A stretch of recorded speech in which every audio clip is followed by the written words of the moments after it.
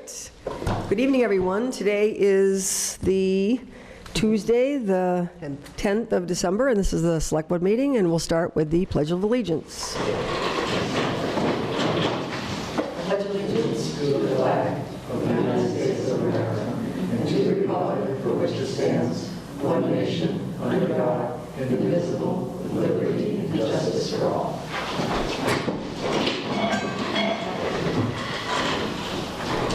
So to my left is Chris Fowles, and to her left is Kathy Ingram, who takes our minutes. To my right is Francine Tishman, and then John Martin. Matt Rowland is unable to be here tonight. This meeting is going out live as well as being taped. And as always, we usually start with words of gratitude and or wisdom. Does anybody have anything they want to announce or share or say? I will say something then. I just wanted to say thank you to Christina Madsen. She's going to be showing up a little bit later, and on the agenda, she will speak to repairing the front door of Town Hall. $10,000 was approved by CPC and the town to go ahead and repair that, and she's a master woodworker and also a historical commission, and she actually repaired the doors and is recommending that the money go back to CPC. So I just want to say thank you to her, but she'll be coming here herself to explain what she did. I asked her to come and hear our thanks directly. So that's it. John, you wanted to mention about the upcoming events? You want me to do that? Yeah, if you would. Sure. Well, we were just talking about the police department is having a toy collection, Toy for Tots, called Stuff a Cruiser. It's, you say Saturday? This Saturday, 9:30 a.m. to noon at the police department. So anybody that has a toy, I'm assuming it's going to have to be a new unwrapped toy, which is normally the case. So if you can bring that over, there's a lot of families out there that would greatly appreciate it. Anything else? I think just the parade of trees at Clark Chapman up in the first Sunday already happened. There was a good opening on last Sunday for the parade of trees, and it's going to be open again this Sunday. And also Santa is going to be there 2 to 4. 2 to 4 on Sunday. So stop down and see all the hard work that's been put into getting the Clark Chapman house decorated for the season. Wonderful. Okay, next on the agenda is actually appointments, Nicole Fletcher and Alex Touchette, and fence viewer, and this is for animal counts and also animals that get out. The term to expire June 30th, 2019. We have the paperwork on that in our packet. Does anybody would like to make a motion and or have any discussion about that? I'll make a motion. We appoint both Nicole and Alex to the fence viewer position. I second that. Now, this was recommendation from the Board of Health. Correct. So you should put that on. Yeah. Yep, thank you for clarifying that. So we have a motion and second. All those in favor? Aye. Aye. Okay, we have no hearings, and next would be Jen. From East Hampton Media, we have a copy of the contract in our packets. Speak to the contract. Awesome. Welcome back, Jen. Hi, I'm actually here to give you kind of an annual presentation quick before I talk about the contract.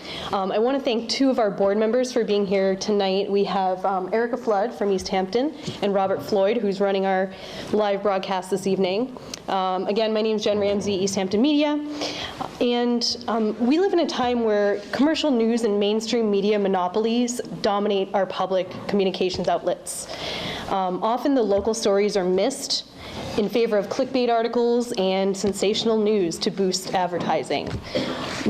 East Hampton Media is community media. We're different than public media, where we enable people to be both consumers and creators of media.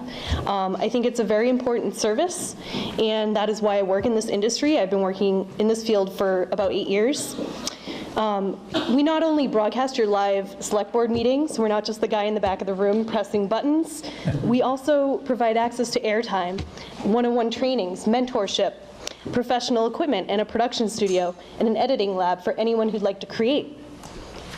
We also provide cameras in various meeting rooms for committees to record themselves. We partner with local organizations to produce programming, and anyone can take advantage of our services.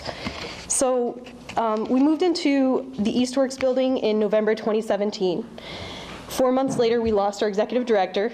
6 months after that, I got hired. I was hired about a year ago today. So in that year, I had a lot of things to kind of clean up and fix with our organization. But I am very, very excited for the next phase.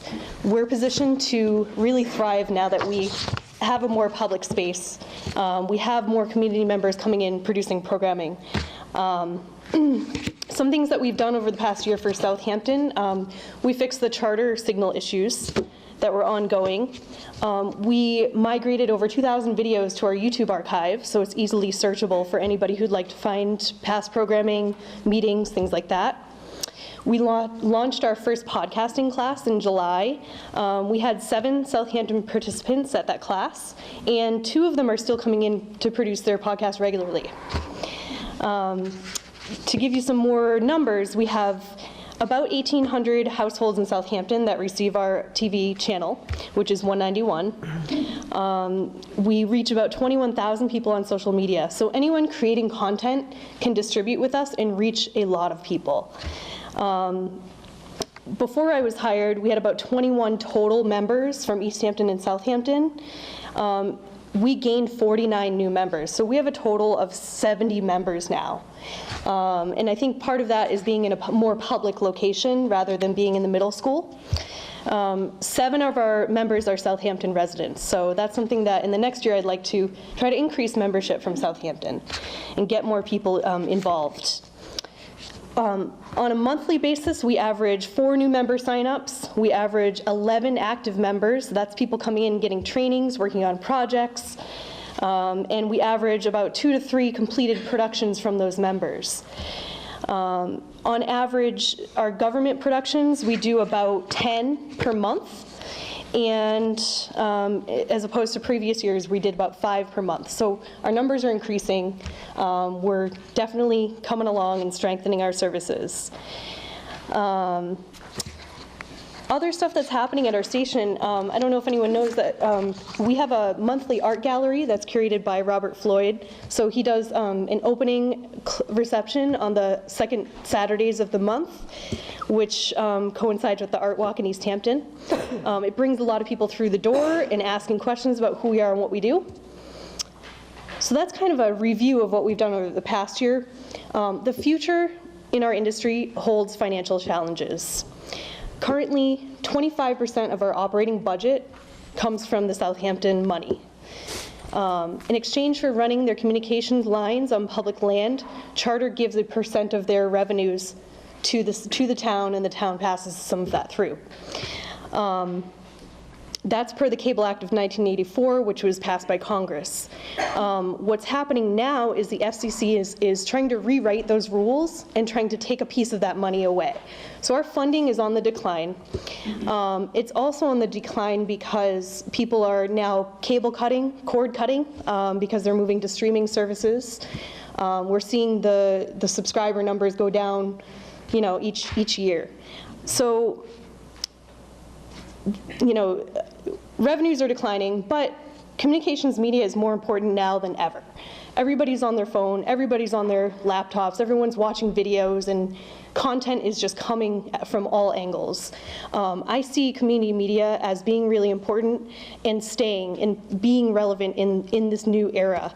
And so we'll be looking into other things like fundraising, grant writing, adding new programs to what we do.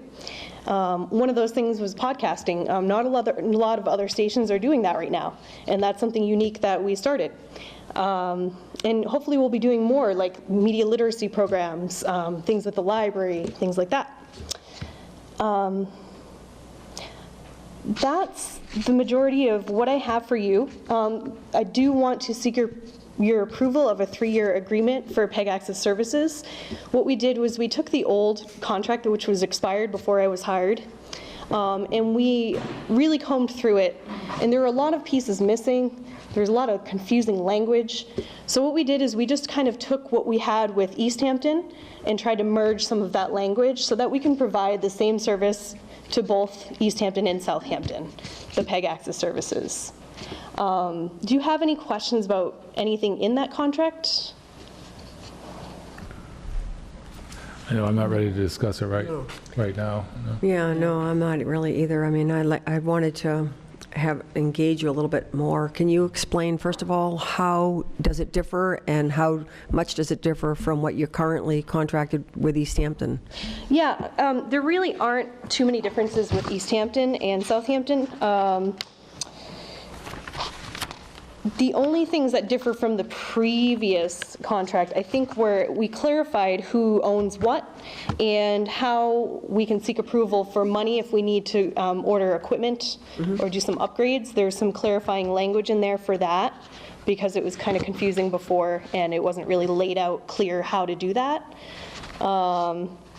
So let me see if I can find anything.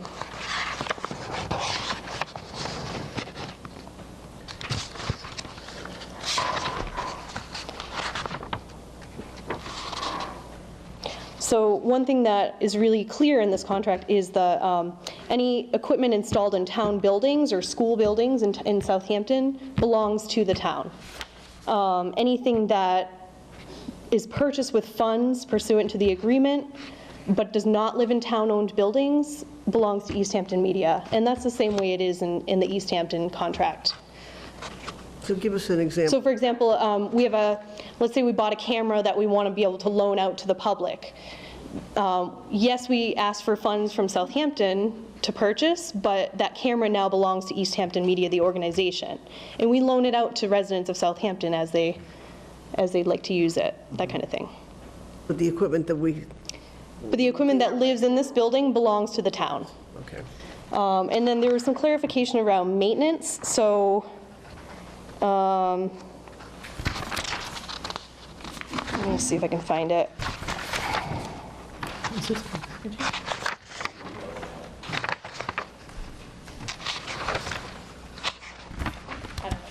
I should have bookmarked it. There was some clarification around maintenance where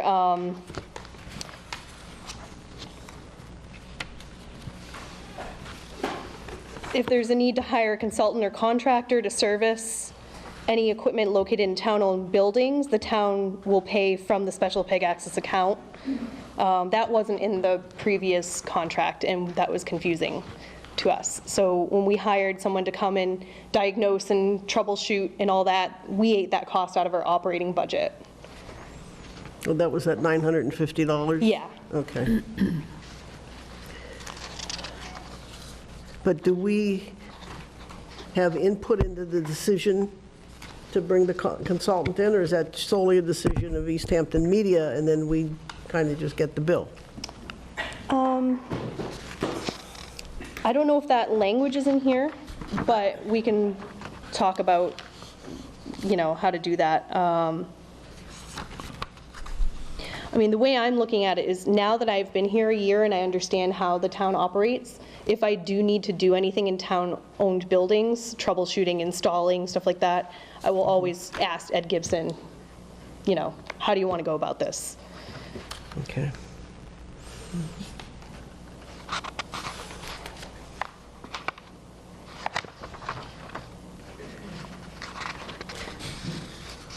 And I should point out, the PEG access funds are for PEG access facilities per the charter contract that the town signed with charter.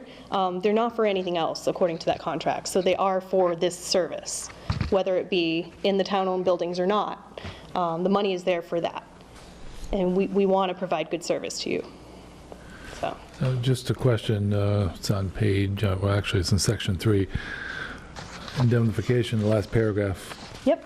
The town of East Hampton really indemnify East Hampton Media to that degree, where they're paying everything, including attorney's fees and collection and all that? It's standard language. It was in the East Hampton contract as well. So legally, you can't indemnify a third party like that, You're correct, because it would actually have to go to town meeting. right? Yeah, where East Hampton has a town or a city council, so. So Yeah, they I'm can sure- vote to, And I've sent this off to our yeah. legal attorney, so I'm sure that's one thing that they'll come back and strike out of there. So Yeah. I'm going to make a motion, we wait until we get our legal counsel's reply. Well, you do still, well, while you shouldn't engage in negotiations outside executive session, I mean, if you have general No questions, questions yeah. on the contract, now's an ideal time. I'm okay with asking, I just don't want to make a decision until we Right. hear back from the attorney. Exactly. Yep. Is the contract with East Hampton a public document? I'm not sure, but I can find out. The cities and towns would have to be under Mass Public Records law. Yeah, if it's been approved, it should be. Yeah. And it has been approved? Yeah, we signed it this year. Okay. It's a 5-year contract. So just for the record, I'm going to withdraw my motion so it doesn't sit out there in limbo. Oh, okay, sure, yeah.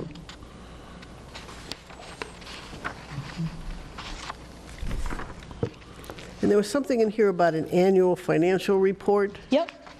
When would we get that? Yeah, so since I started, I did not give that to you, and I do plan on giving you the 2018 and the 2019 ones.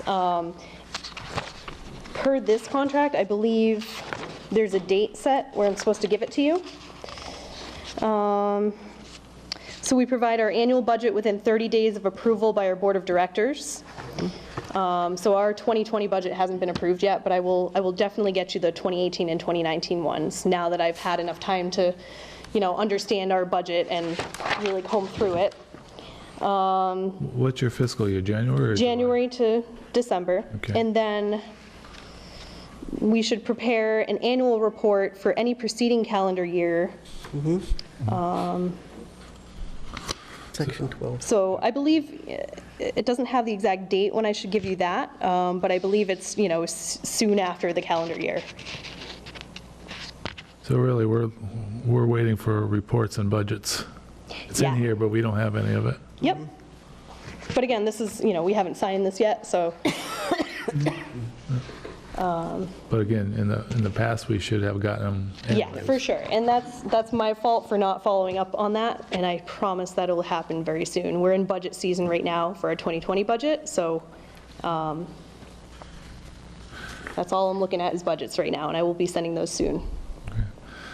I think I'm going to call it the white elephant in the room, is when you first came on, we had a bunch of issues with equipment and quality and all that. Yep. And we're going to get new microphones and cameras, and I'm pretty sure these are the same microphones we've had. Yeah, been so, we did go through the bidding process ourselves. We picked the best of the 4 or 5 different contractors we talked with, and then I found out that the town needs to go to bid themselves. So we were at a halt on that. I know that, I think you guys are in the process of writing the RFP for the new equipment, but I haven't, since we had, the problem with the technology was with Charter's fiber line, so it wasn't with our equipment that's in this room. I haven't received any complaints since Charter fixed. Have you? Only on the microphones. Only on the microphones. You've had people say we can't hear you? Yeah, unless we sit here like someone would say, use it like an ice cream cone. Yeah, and again, those microphones, they have like a 6 to 12 inch pickup range, so if you're not 6 to 12 inches from it, it's not going to pick you up. That's just the way the electronics and the microphone work. With the new equipment, that criteria that I sent to Ed, we'll try to get some microphones that will pick you up further away. Yes, I'm sure And it's- actually, to follow up on that, Jen had some good news for us last week. She let me know that the vendor that they were recommending actually got bought out by someone that is currently on the state contract. So it's going to make this much quicker and easier to get out and get back and move to installation. So is that something kind of on the list there, time frame wise? Yeah, I'm hoping to have everything ready to send back out to them to quote under the state contract for next week, so. Right. And being on a state contract, we can turn it around and say, we'd like to have it back in 2 weeks, so. Right. Yeah, a different time frame than actually doing an RFP or a bid. Because they would have already been pre-vetted, is that why? Correct. Well, that's good news. Yeah, any other questions about our services or contract? So you said 7 out of 70 members are from Southampton? Yeah, as of this moment in time. Okay. And do you do any other services for any other towns besides East Hampton and Southampton? Nope, the only contracts we have are with East Hampton and Southampton. anyone from surrounding towns could potentially become a member. We just have a membership fee that's more than what we would charge a resident. So, because the idea is not to bar access from free speech. So, And what's the advantage of somebody being a member? Is that just to do a podcast? Or so is it membership gives you access to our equipment, our training, our studio, our editing computers, and really mentorship with our staff. They take great care in seeing people's projects through to the end and kind of advising them through. We get a lot of good compliments on our staff. Good. And airtime, that's another thing that if you're a member of our station, you can get airtime on our channels.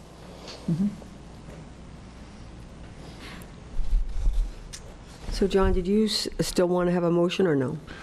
No, I withdrew it as long as. Yep. So hopefully by next week, we'll get the bid out for the equipment, and everybody can have a chance to read through and possibly access the East Hampton contract for comparison, and any other questions you can raise, otherwise we'll pick it back up again next time. Okay. Yeah. Yeah, I'm interested to see what legal Yeah, what has to legal say has to about it. Yeah, and again, this contract's very standard. I looked at other stations' contracts with their cities and towns as well. All the language is very standard. It's not anything surprising. So I hope that you'll find it pretty clear and concise. And then if you'd like to negotiate anything, I don't know if that needs to happen in executive session. does, If yeah. you need to invite me, let me know, and I'm happy to Okay. come back. Great. Well, thank you very much for coming, Jen. No problem. Hey, Jen. Okay, I'm going to stick around for a bit. Yep, okay. Thank you. Then we're up to Select Board reports. Who would like to start? I can start if you want. Okay. It was a busy week in the mediation negotiation category. Thursday, Ed and I were at the police department mediation meeting, and we'll go over details in executive session, of course, but that went well. And Friday, we did the highway mediation. And on Monday, it was which was it, Ed? The dispatch mediation, which was postponed from last Monday. So there were 3 of those. And yesterday had the negotiation session with the teachers at Norris, and we're splitting the teachers up from the paras. We'll do the paras after the teachers are done. And last night was the FinCon committee, which went very well. One thing about that is there's only 3 people on the FinCom, and we need 2 more people, because if one doesn't show up, we don't have a quorum. So we're looking for 2 people to join the Finance Committee. Anybody interested, please see Ed, because I get a feeling that some meetings aren't going to have quorums as you go along, just for normal reasons. So it's important we fill that, especially when the budget session is coming up. We went over a lot of PCFs and PRFs. Most of them were already approved by the select board at the last meeting, so they didn't come back to us tonight. They just went on to Ed for filing. There was several PCFs that you see on our agenda that were crossed out because the forms weren't there last night, so we couldn't do anything with it. And then we went over the expense report. And as we went over it, again, I've said this for the last year or so, it looks like the departments are really trying to hold to the budget, because it should be roughly at 45% through November, and except for the prepaids like the insurance and maintenance agreements, pretty much in line with what it should be. So I always like to thank the departments for holding on to that.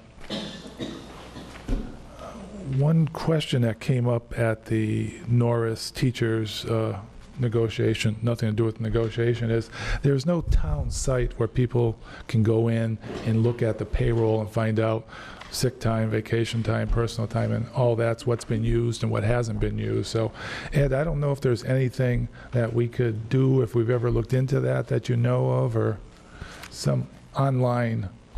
Just for the teachers? teachers? Well, all town employees, really. Yes, Yeah. but not It came not up for the at the public. teachers. You're right, not for the public. Okay. With the state, I can go online and see exactly what I have at any time and what I use during any payroll period. So, Ed, is that anything that's ever been thought of or looked into?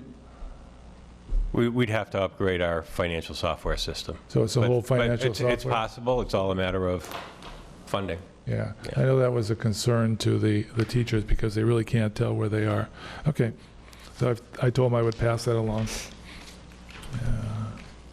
And the Safety Complex Committee met last week. I was away on vacation, but I spoke with Charlie Kinnicky, who's the chair, and I was asking him about whether the committee wanted to move away from College Highway and start looking at other properties, and he said the committee didn't talk about moving because they still felt the town and the select board wanted to stick with the College Highway property.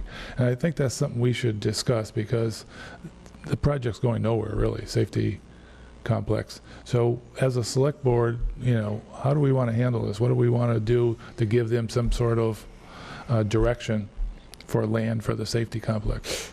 And I don't, Ed, is there any update that you know of on College Highway? None that I know of.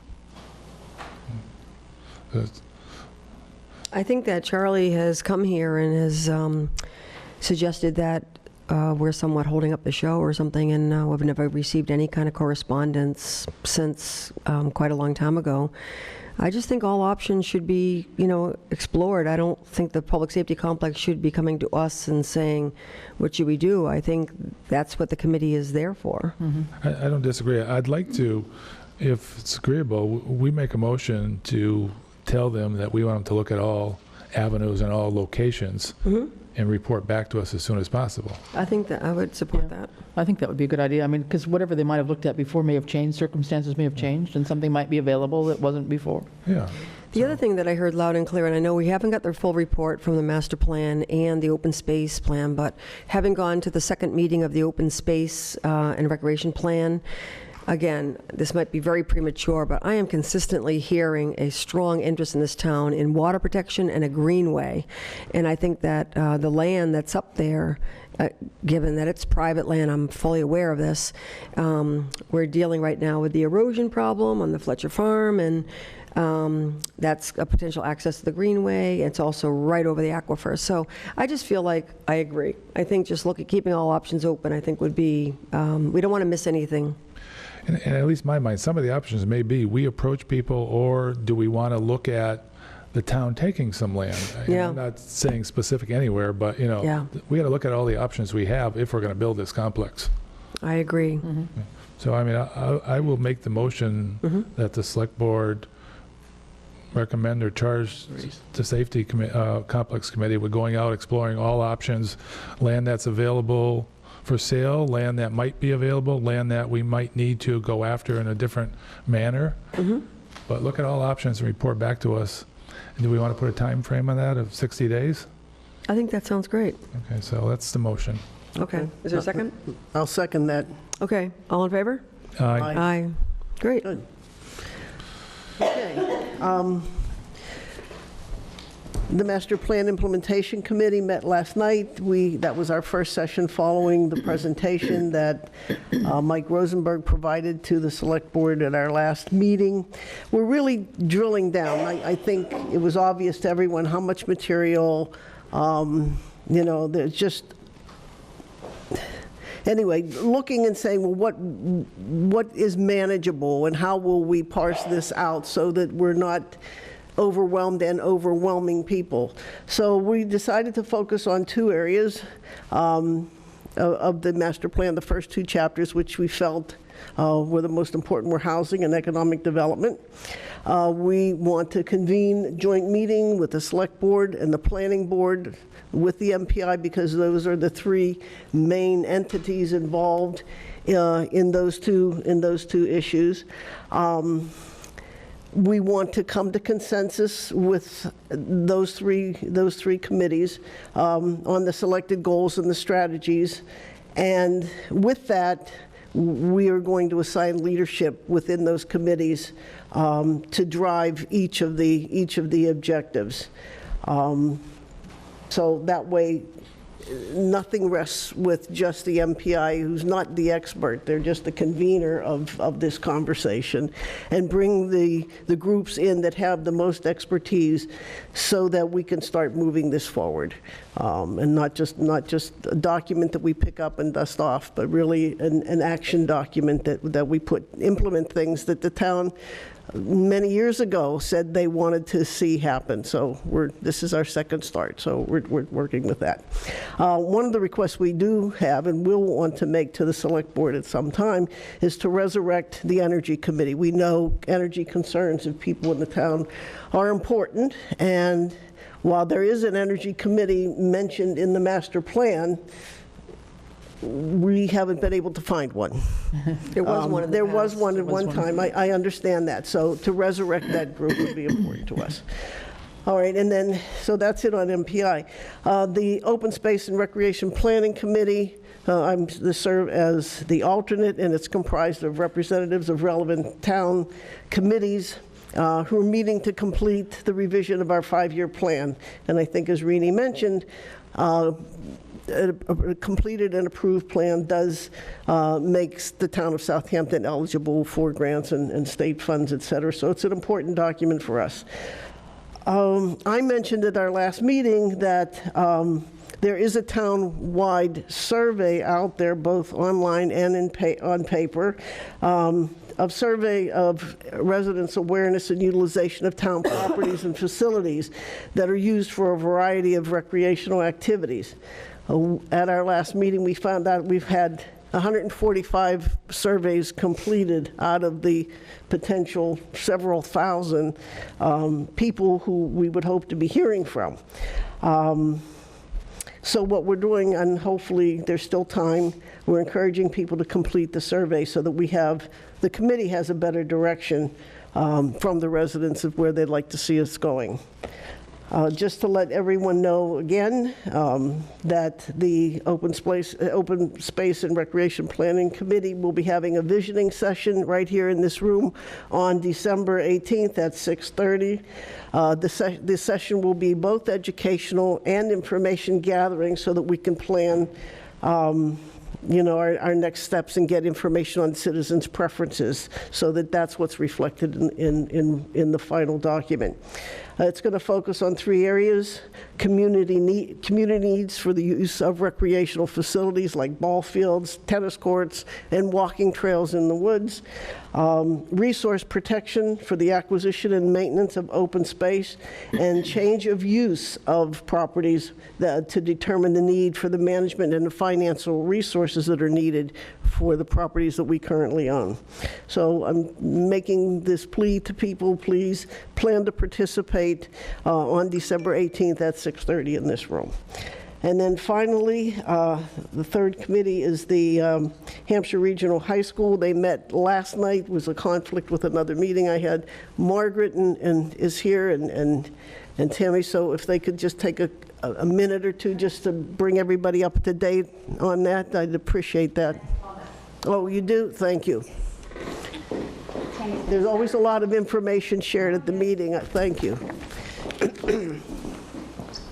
Tamara Lunas, 298 College Highway. We had several policies that we updated, and there was a presentation done from the girls lacrosse. Right now, they do a co-ed with St. Mary's in Westfield, but it's 90% Hampshire Regional girls on it, and when they go to MIAA, it's kind of looking down upon that. They need to swap hostings and have Hampshire Regional be the host and have them come in as a co-ed. So we've had 2 groups, sports teams, come to us requesting going from a club to a real team up at Hampshire Regional as a varsity team. The other thing that we did is we talked about the budget. We brought that forth. Do you want that now, or do you want that in old business under Hampshire Regional budget and expenditures?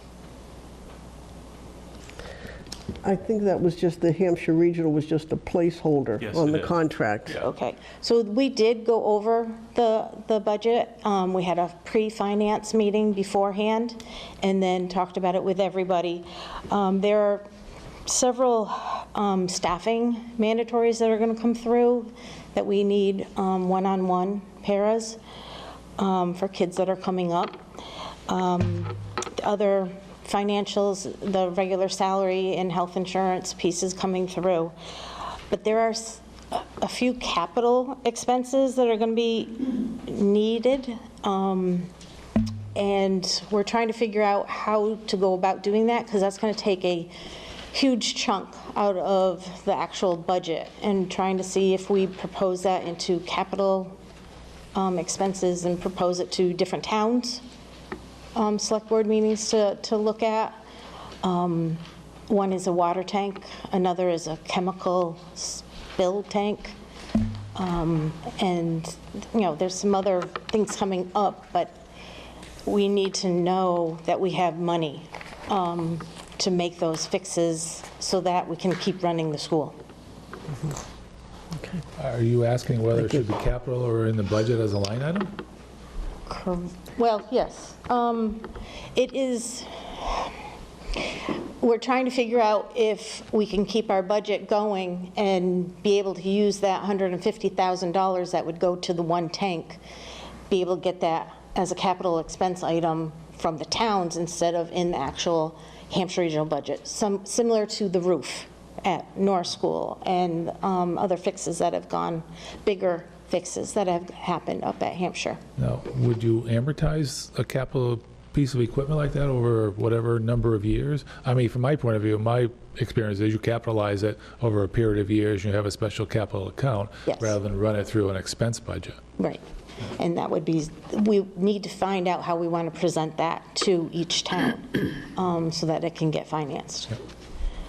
Okay. Was this an expense that was part of your existing capital plan, or is this something that came up This is something that unintended? has been, it has come up before, and we've done patches, and we need to prepare for this going forward. Do you have like a 5-year capital plan that you work Yeah. on? So this should be in there. Here's what we have. Yeah. Here's the detail, and then that's the Kristen summary. Smitty, the principal, has a very detailed, I'll stand with you for a I second. don't Thank see you.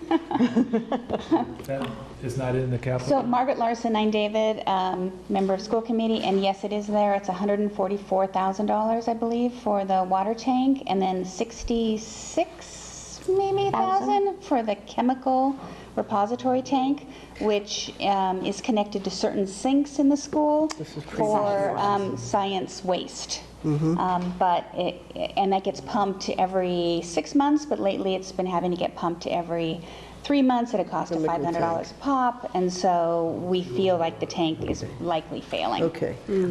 I just, sensors are going off. okay, okay. Much So quicker that's than being normal. moved up a year because it's in for Oh, next yeah, year? so the concern is that we don't want the water tank particularly to fail, because then we can't have school.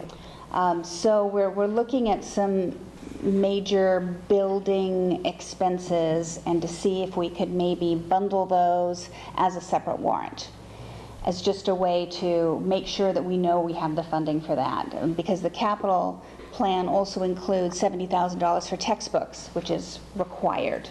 You know, there's technology that needs to be replaced. NEASC A license. just, you know, the accreditation body just complimented us on many things we're doing, but asked for a specific technology plan from us.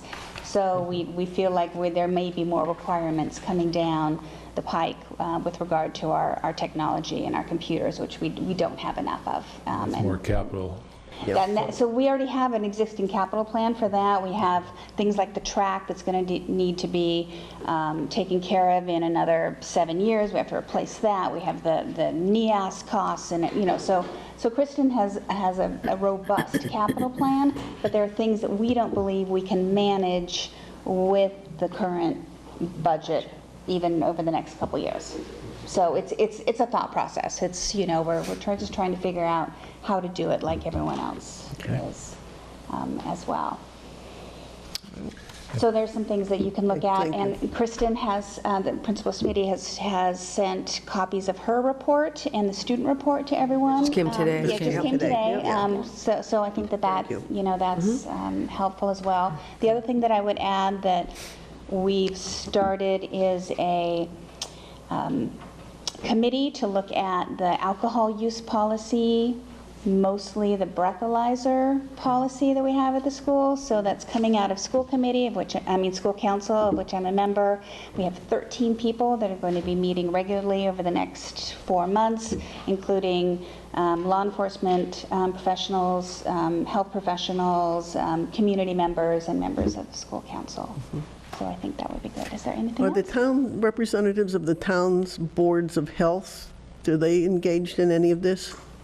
I can ask that. I don't know the answer to that. Because part I of don't their know job that is I- in education, I Yeah, thought. yeah, that's a good question. I can Okay. find that out.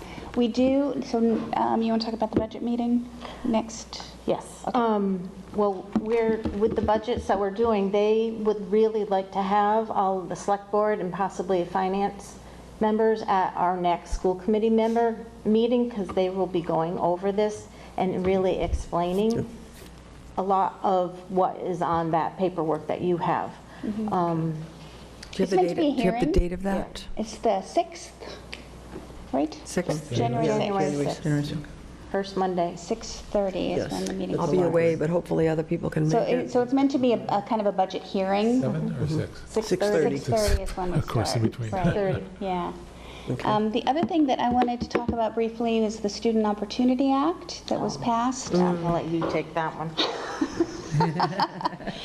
So it appears from their preliminary reports, which I sent to all of you, that it looks like Norris is probably going to get about $21,000 and the high school will get about $45,000.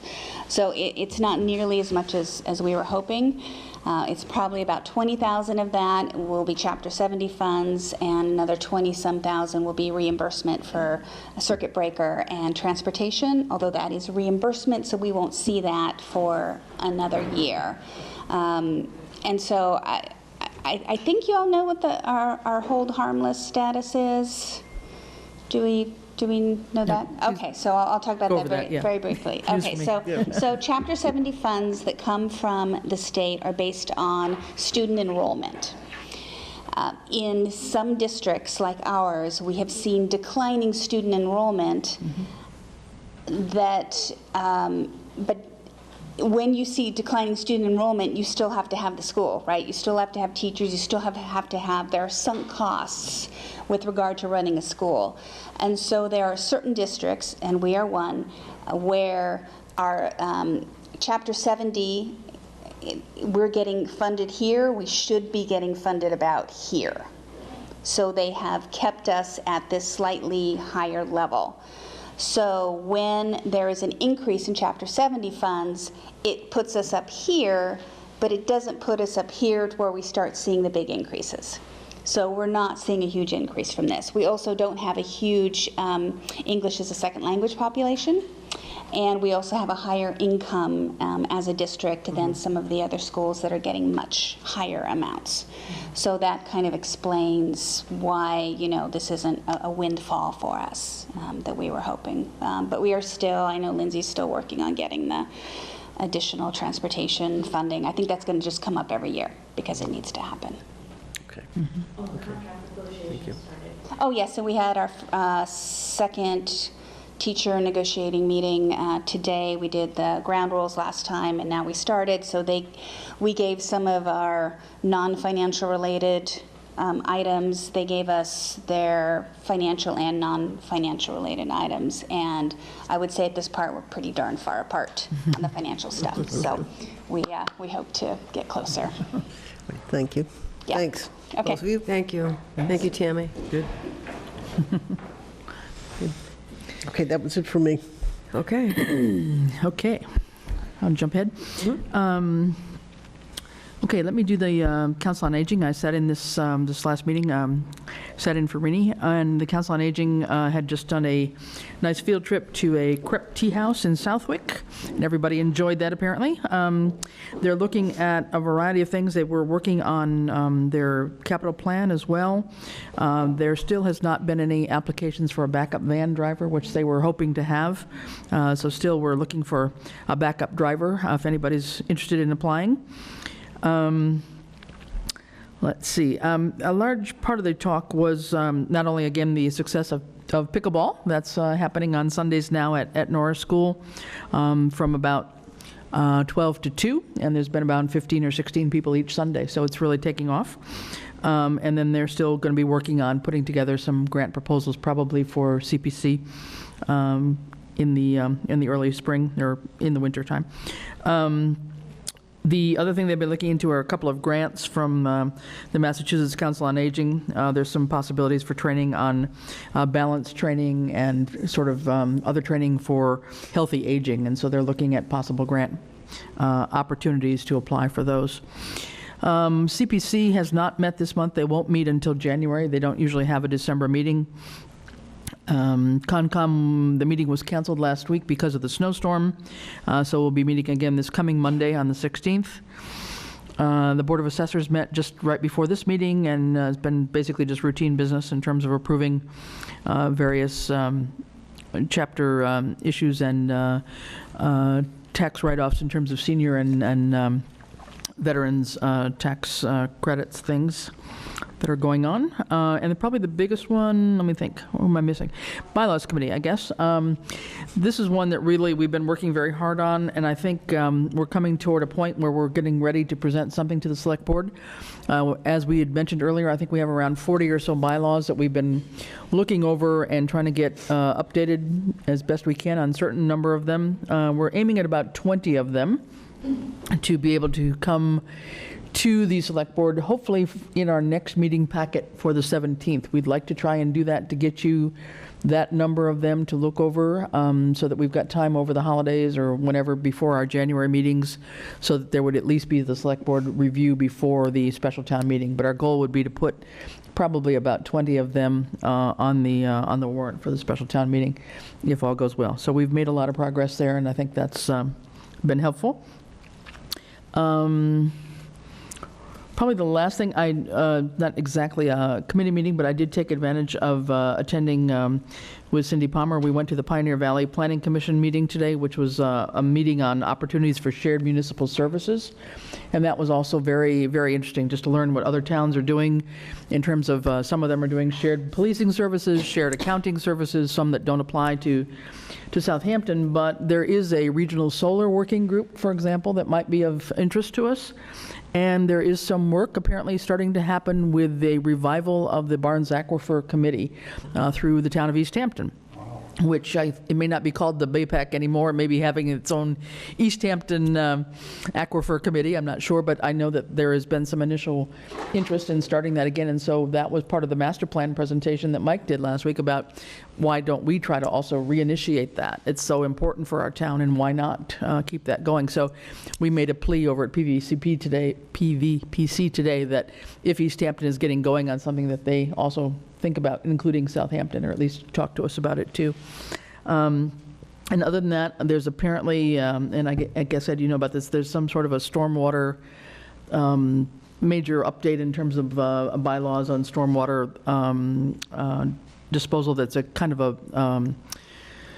an update between, I guess, it's DEP and the state and the EPA that's got to be just really revised. So she said that one of the consultants over there had been talking to Randall, I guess, and perhaps you. We are part of that group. Yeah, so. and so that's something that's got to get done in the next couple of months in order to make the deadlines on that. So anyway, it was a very good meeting just to hear what other towns are doing for shared services. So worth going to. I think that's it. Thank you. Thank you. And Chris, thanks for attending the COA meetings. I've had conflicts, and I do for January as well, so I'll pick it back up again in February. And just to be clear, there's an open space and recreation plan group that's meeting, and that's to put together the 7-year plan to be eligible for grants. Then there's an open space and recreation, there's an open space committee, which right now is an ad hoc committee. Cindy Palmer is the chair, and she's here tonight. It's on the agenda. But we did have a meeting last week, and the biggest thing is the discussion around it being a standing committee versus an ad hoc committee. And so there's mission, goals, strategies, and such. I also wanted to mention that there was a very successful meeting of a new group called Friends of Conservation, which is the development of a 501c3 organization. And Friends of Open Space. Friends Spencer Open Space, and it's actually, I think about 25 people attended this first meeting, so a lot of interest. Also, Diana Fetterman, who's been very successful in assisting with grants, is also hoping to apply for a Mass Trails grant. So a lot of good work there. And then Board of Health was the same night as both of those other two meetings, but I did get an email from Shelley O'Connell, and basically, other than submitting the memo for tonight for appointing Nicole and Alex, the other things that they've been working on is a signed letter to the Select Board regarding the Health Director in terms of compensation, and what else? There was another thing that they were doing. There was 3 of them. Yeah, there were. There are 3 issues that they were doing. And I had a discussion with that. The 2 members of the Select Board, That's Nicole. they supported the returning of the land on College Highway to the farm. So there was a memo that came in by the Board of Health in support of that. And I think that's pretty much it. I just wanted to say one other thing. At the last Select Board meeting, which was the week of Thanksgiving, we had expedited identifying the Boston Cane recipient to Robert Hendrick, knowing full well that he was not doing well. And I just wanted to let everyone know that he did pass away the Saturday after Thanksgiving. And so I just wanted to offer my condolences to his family. I want to say thank Ed, who went out and went right down and made a certificate and had a plaque made, and I dropped it off on Thanksgiving to his wife and to his daughter. They were very, very grateful. And so it was, before people think the Boston Cane distinction is cursed, it was very, very intentional, that it meant a lot to him, and he had mentioned it several times in his life that it would be great if he was the oldest resident in town. So he was for a very short amount of time, but nonetheless, he was the oldest member. And now the town clerk will give us the information in terms of who the oldest resident is now, but I just want to let everybody know. Yeah. Yeah, I'm sure that meant something to his family, too. Yeah. Yes, yes. No, thank you for acting on that so Yeah. quickly. That was great. That was really great. So you want to give your report now? Sure. It'll be Could I shorter just because interrupt? actually a couple were Could I covered. just ask a question on a former item? On the fence viewer that we just approved, is there any cost associated with that? From what the Board of Health letter Probably said. not, yeah, probably not directly to the town. Okay. It would What's open in it the up to the fact that if those individuals had to store or feed some of those animals, that they actually could get reimbursed from the actual Okay, animal owner. okay. But didn't it also say for the actual work of corralling them and bringing up from the Board of Health that letter that they get paid by the landowner? And I don't know what the process, Your I investigation. don't know what the process Okay. is, yeah. Yeah. Yeah. Do they get any kind of a mileage reimbursement or anything like that? Is that ever a consideration? Is a mileage reimbursement ever any consideration? I mean, I don't know. They don't get paid for this work. Something like that, I It's- don't know. Yeah. I'm just curious. I didn't see anything in the letter. It wasn't mentioned in the memo. No. Okay, ready? Ready? Thank you. Thanks. The bids from the general contractors for the Labrie Field House are due back tomorrow, December 11th by 1 PM, and they'll be open that evening at the Park Commission meeting at 6 PM. I will skip B because Francine did a much better job with the open space and recreation plan visioning session next week than I would have, so. And then just let you know, the letter notifying the Holyoke Beagle Club that the surveyors had identified their chain link fence was 40 feet over the property line for a short section of the property acquired by the town in the Clearwater Woodlands, had been mailed out. And actually, both their president and treasurer called me today to confirm receipt of the letter, and they will take the situation to their next directors' meeting and will acknowledge receipt of the letter and identify a plan to rectify the issue in writing after their next meeting. Oh, good. We are looking for Toontown resident voters to volunteer and serve on the Finance Committee until the May 2020 annual town election, and also 2 resident volunteers for the Conservation Commission to fill the current 2 vacancies on that committee. and 1 resident to fill the current vacancy on the Park Commission until the next annual town election in May of, that would be 2020 also. We are also looking for 1 resident to serve as a member of the Zoning Board of Appeals and 1 resident to serve as an alternate member of the Zoning Board of Appeals. So if anybody is interested, please reach out, contact me, and So let me ask you a question on that, Ed, and, Sure. is it, I'm going to ask my wife to turn the TV off now, but does it make sense that if any of us can sit in one of those seats to do that, so that in case there's only 3 of the 5 there, 2 show up, we may not be the best people, because I don't know ZBA and I don't know Concom, but having a person there so there's a quorum, so it can have a discussion and vote, does that make sense until they can find somebody, my words, more qualified to sit in the seat? Well, we can't do it for finance, but for the others. Well, finance we can't, yeah. Right. I'm thinking more ZBA and Concom, because those are important committees that if they can't get work done, it delays a lot of other people's projects and all that. yeah, but then there's the other side of it, of the technical knowledge and the decision-making that goes along with Well, that. that's what I mean. too, It's so- filling a seat so that the other members can vote who are more knowledgeable. I'm just thinking out loud, Yeah. because if they can't have a meeting, what good is it?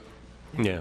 Yeah. But I mean, Yeah. so I guess that's out there. If they decide that they need somebody, Yeah. maybe you come back to us. Okay. Thank you. Yep. Let's see, we have sent the signed contracts to the appropriate state agencies for both the hazard mitigation grant and the MassWorks grant. I will report again on these grants when we receive them back with the state signatures on them, when they've been fully executed. There is an administrative kickoff meeting for the hazard mitigation grant being set up with MEMA for January 6th. And that's an administrative kickoff meeting, so it's really to do with the paperwork, the reimbursements, the requirements, and not the same as a construction kickoff meeting. Let's see, we have received all the annual renewal applications, which we had sent out for the liquor licenses, common victular, entertainment, and co-op licenses and permits. 1 common victular license renewal did arrive late and will be on next week's select board agenda to be approved. The rest are on tonight's agenda for approval.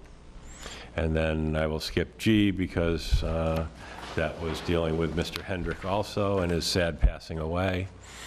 And just to let you know, departmental and committee capital requests were due back to me for Monday, December 2nd, to be compiled and sent along to the capital committee for their review and recommendations. Judy will now copy and scan the requests to be sent along to the capital committee for their review. Chairman Charlie Konecki has set a meeting for the capital committee to begin the review process for January 6th at 5 p.m. And then no old business and upcoming select board meetings for January to be determined. Is there a meeting, there's a meeting posted for next Tuesday, right? What's that? There's a select board meeting posted for next Tuesday? Yes, there is, for the 17th. And then does it skip to, do we decide after that, or no?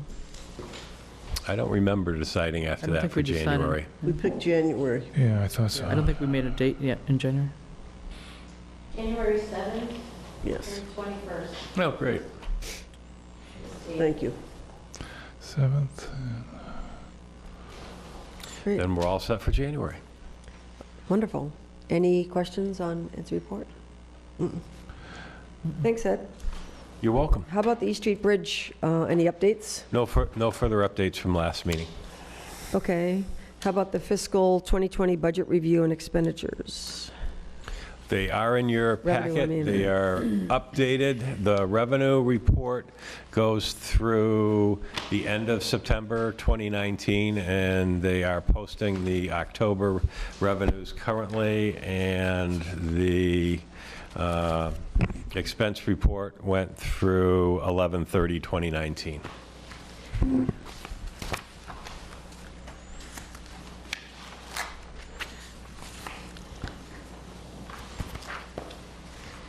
So I guess my question on that is, how are we faring based on what we projected as our revenue? Are we on target? Like, For the early part, yes. Okay.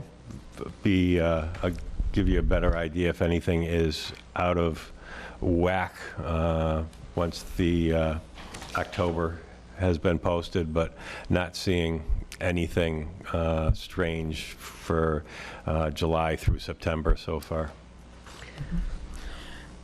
Under the general fund, with the real estate taxes as a revenue source, the actual revenue, am I to understand that all real estate taxes have been paid, or that's not a correct assumption?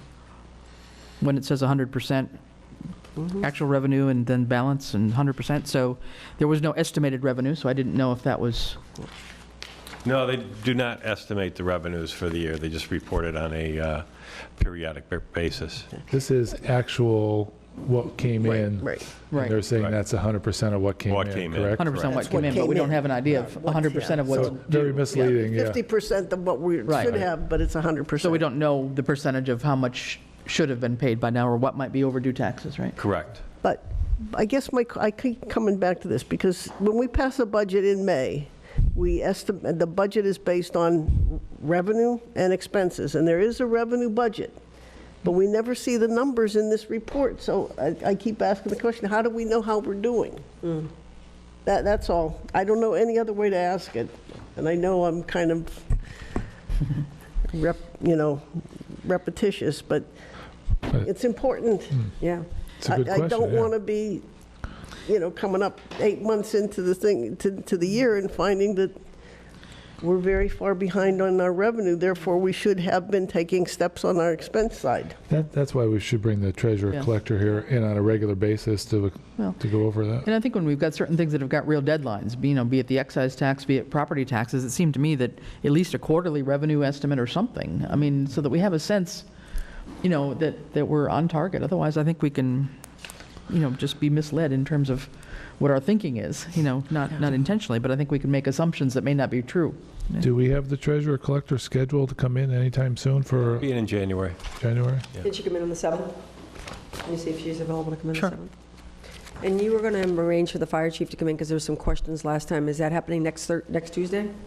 Next Tuesday, we have the quarterly reports for the fire chief, the police chief, and the highway superintendent. Okay, good. Good, thank you.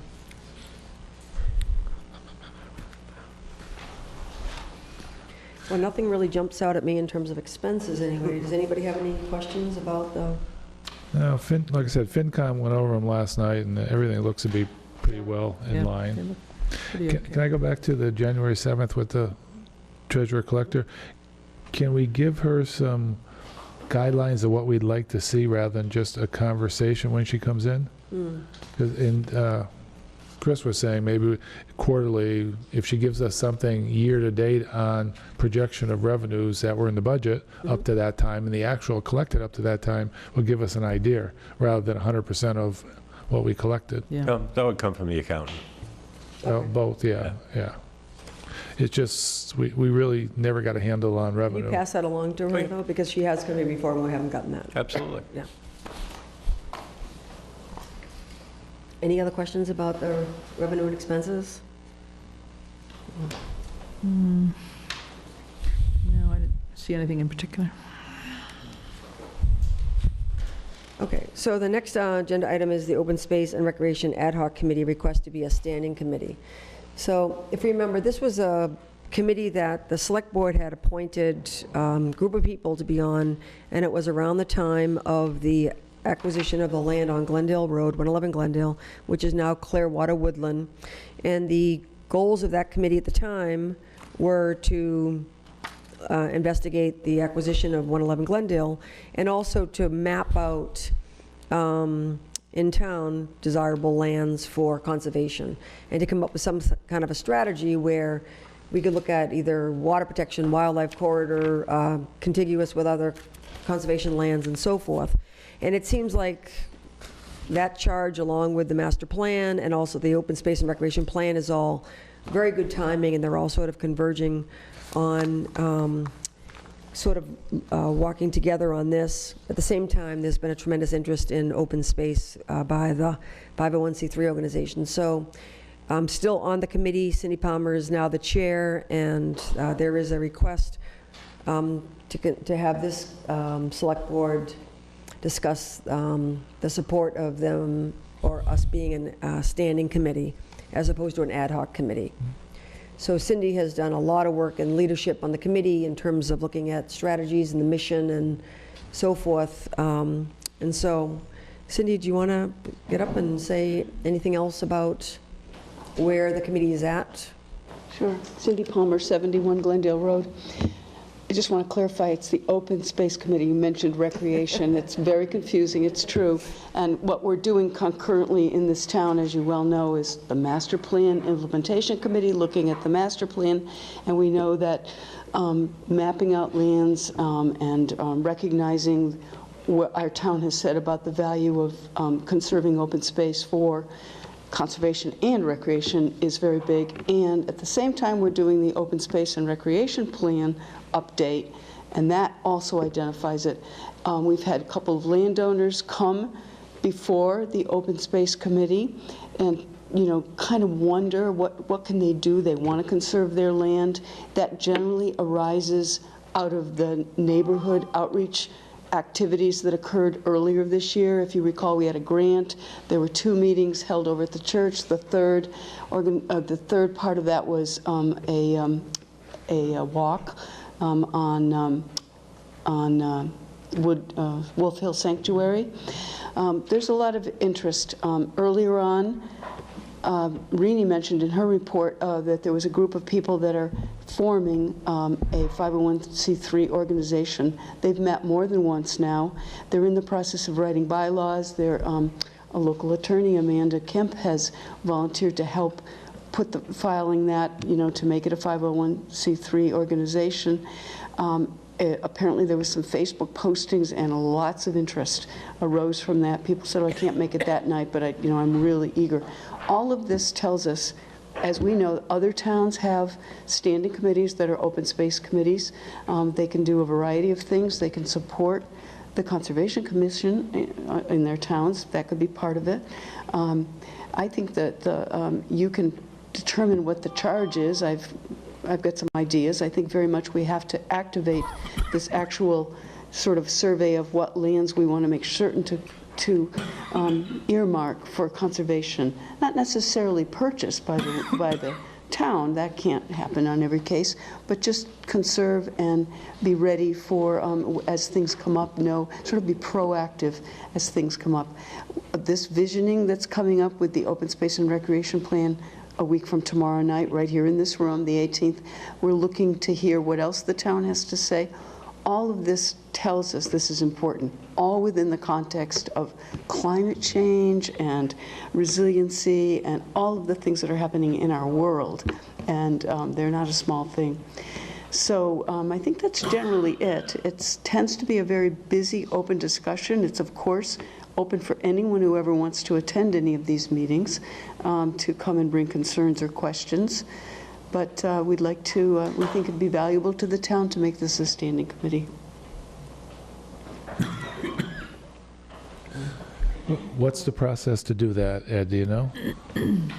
Have to basically decide if you want to do it, and then you got to develop a basic charge for that committee, how many people are going to be on it, what are the requirements to be on it, terms of their appointments, much like we just did with the bylaw review committee. Yeah. And towards that end, I will say Chris shared with me the charge that I guess the bylaws committee worked on, and I've been sort of working on the draft on that, but that's kind of preempting the role that you have. If you want me to work on it, I can certainly do that, but, and then write our own bylaws as well.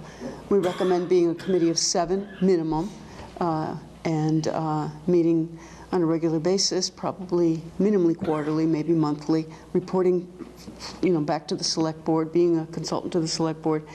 And those are some of the thoughts I've got. If you have others, we can integrate them into it. I mean, personally, I've seen the Open Space and Recreation Committee, I can say that, right, has done a lot of good since they were put in as an ad hoc. So I'm in favor of converting it to a standing committee. I think there's a lot of interest and support right now in town Having gone to the meeting where they gave a report so far of the survey, it seems like it's, I think of the town, just, one of the biggest things that people in this town want is Southampton to stay as beautiful as it is, but it has to be sort of a managed plan. We're not against development, but we just want to make sure that we're not making decisions that we're going to regret down the road. And since I have probably contributed to people's confusion, I would like to clarify a couple things, because the agenda says Open Space and Recreation Ad Hoc Committee, which is actually not right. So let me just say that there is an Open Space and Recreation Plan, which the Pioneer Valley Planning Commission is helping our town do. They're the ones that are coordinating the visioning, and they're the ones that are doing the survey, and that is Pioneer Valley Planning Commission is helping us. This 7-year plan allows us to get grants. That is the Open Space and Recreation Plan. The Open Space Review Committee is the one that is an ad hoc committee right now that is applying or hoping to be a standing committee. And then the 501c3 organization that's forming is called Friends of Open Space. And that is not a town committee. That is a separate committee similar to the Friends of the Library and Friends of the Seniors and such. So anyway, I just wanted to clarify that because I think I've confused people, and it is confusing too. Yeah, but I think since we instituted the ad hoc committee, it's just very impressive how many people expressed interest.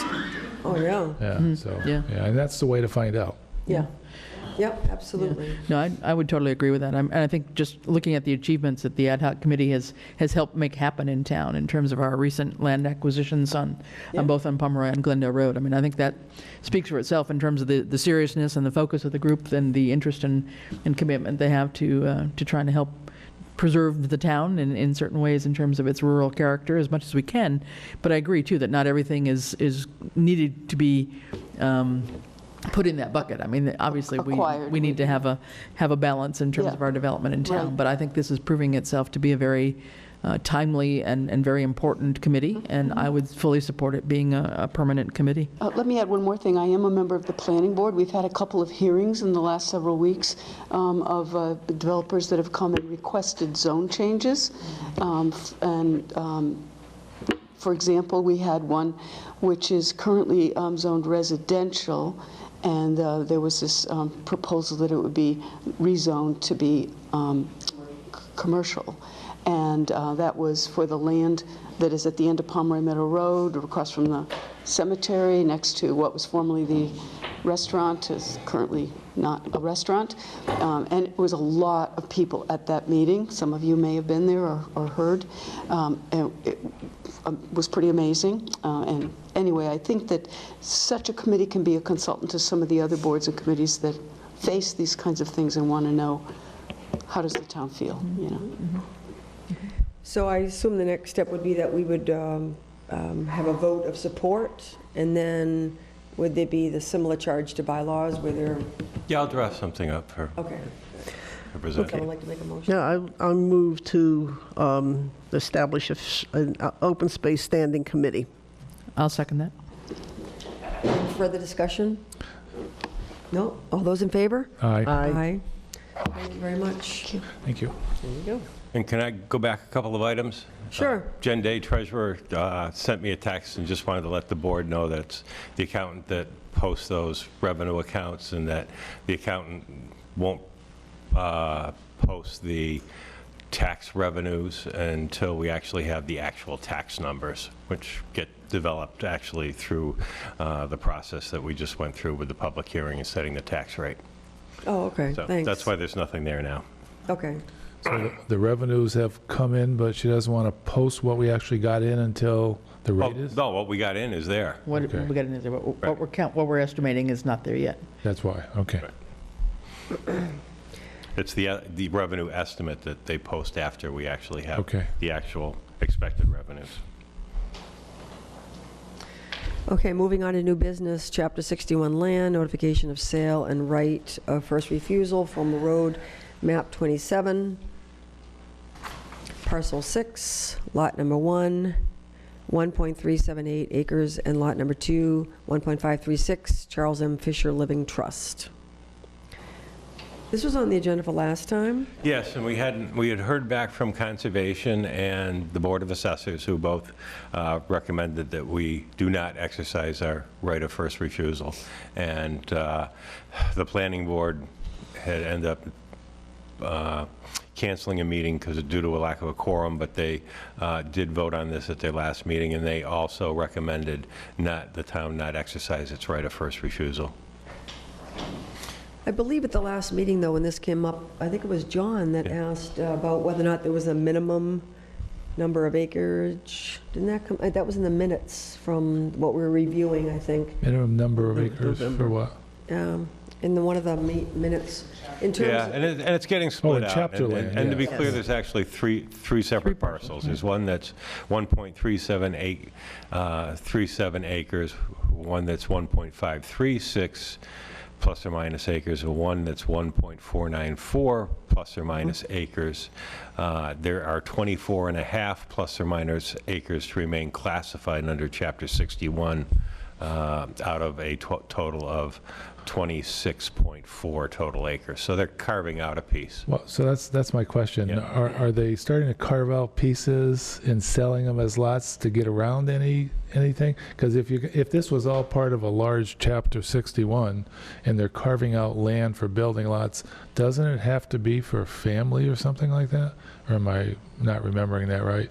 Seems like if you start chopping off a couple acres here and there, that Well, kind of... They have offered it to the town under the Yeah. right of first refusal, so they met Right. that requirement. So they can keep doing that, They though? could. The ones that can go to for certain families negates the need to write. a Right. first Right. refusal. Yeah, Yeah. they don't even have to But offer it. I guess the question is, and I don't know the land off the top of my head, if there's 24 acres that we wanted, and it's being released in little pieces, we'll never get the opportunity to have that 24 acres. That's kind of my question. Good And I point. don't know if that 24 acres is something we want, or where, is adjacent to, or, so is that being looked at as I see these what you individual mean, yeah. committees say no? Good point. Yeah, that's a good point. I think that's part of the issue in terms of also the rationale for having a permanent open space committee too, to help, Right. and part of what the master plan came up with as a strategy was to actually make a plan and identify possible lands for acquisition Right. or conservation of some sort. And this would- And this is a real reality of why this would be needed. Yeah, this would when be we face ideal with to these send to things. that committee and say, can you Exactly. look at the overall parcel? Yeah. Right, Cindy Palmer.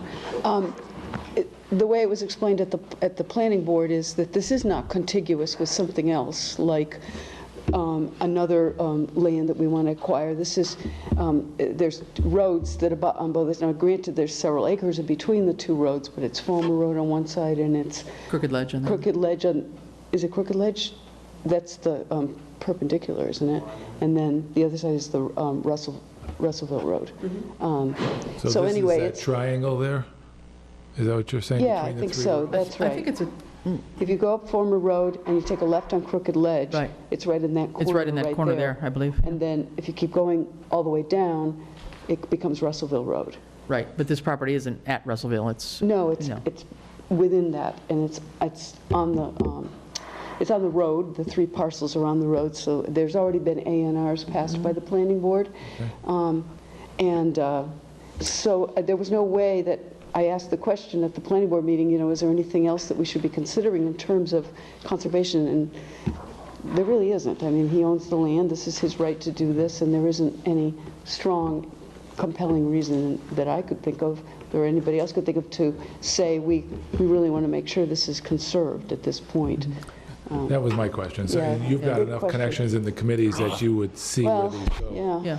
But I think it is a valid question, John, as we go forward. I mean, given that this isn't under chapter, and there's still going to be remaining some 24 acres of land, that, it might be good just to, make it known, at least to the property owner, that, when and if you decide you're going to do something with this, keep in mind that, maybe the town could be interested, if it was a large enough parcel, that we might be interested in taking a second look at it, Yeah.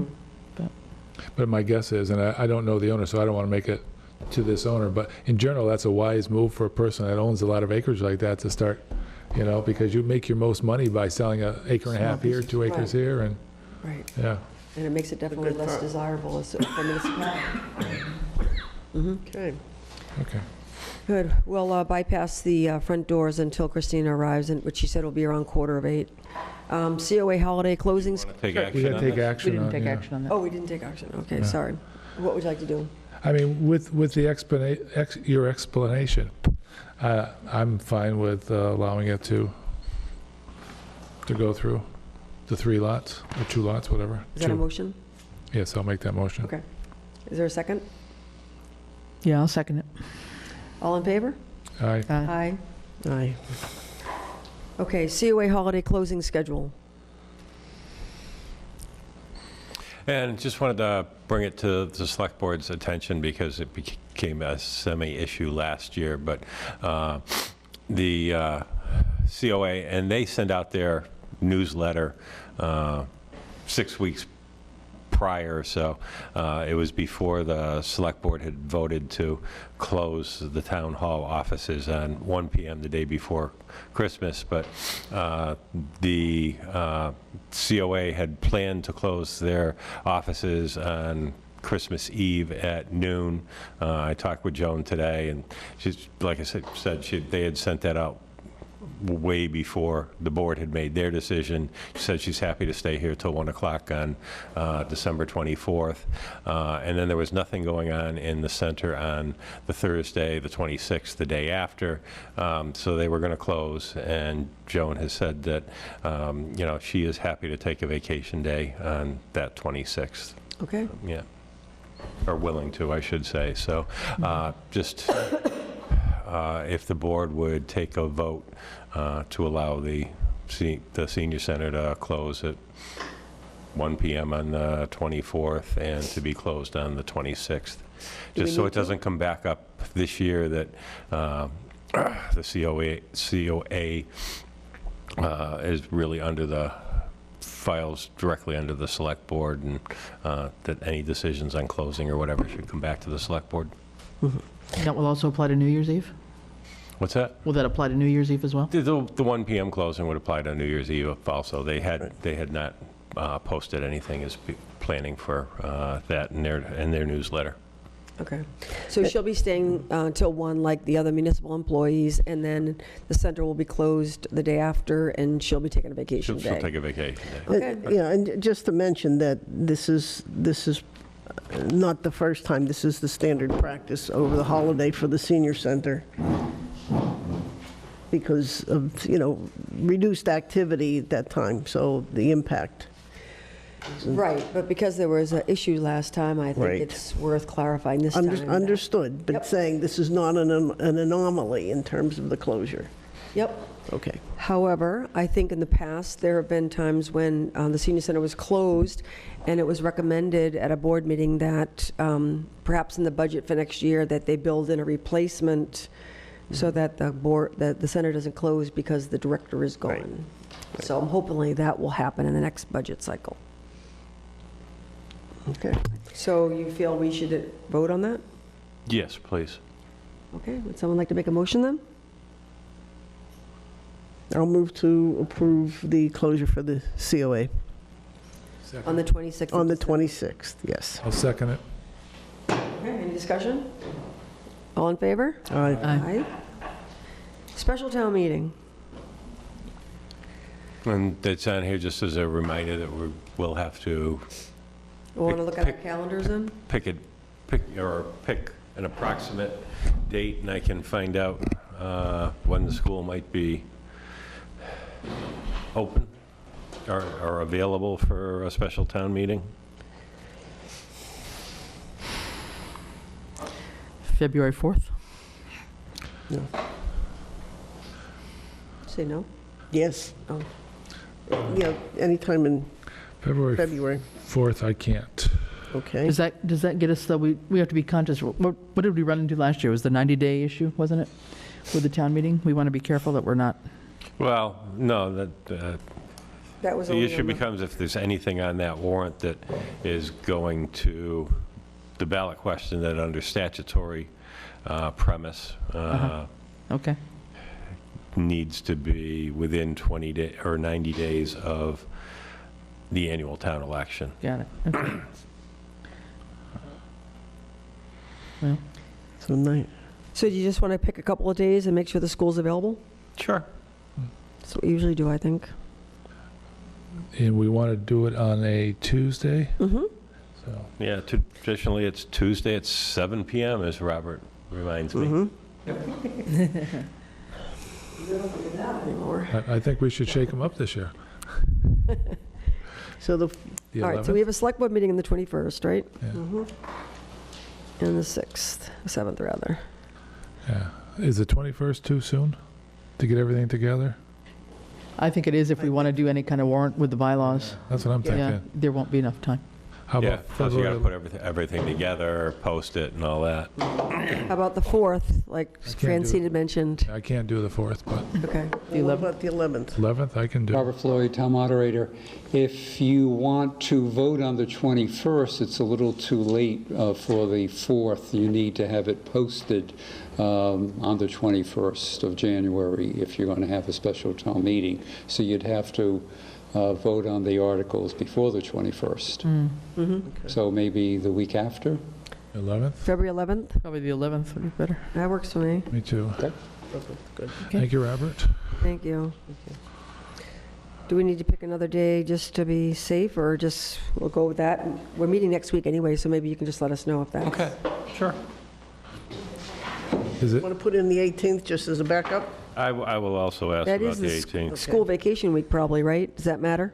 It is, it's President's Week, yeah. Yeah. That would matter. Yeah. So let's hope the 11th is available. Okay. And Robert, can we put it in just for like 7 to 8 o'clock? For how many nights? Does that work for you, Robert? Yes, The 11th? yes, thank you. Okay. We also want to make sure that we, Francine mentioned about having the meeting with the master plan and the planning board and the select board. So I don't want to put that off too much. I don't know if it's better to have it at the night of a regular select board meeting, or we have a special That's fine. meeting. My thinking would be have a special meeting. I mean, so that, I mean, that it was just the main focus of everyone who was there. Yeah, Yeah. yeah. And those three committees were highly represented in all of them. Right. So maybe next, is everyone going to be here next Tuesday? Yeah. Then let's come up with a date next Tuesday when everyone's here, because that's an important meeting, and if we're going to try to really pick a date that everyone's going to be in town, okay? Mm-hmm. If we can just remember to put that on the agenda. Ed, Yes. thanks. Any other necessary business that can't wait until the December 17th Select Board meeting?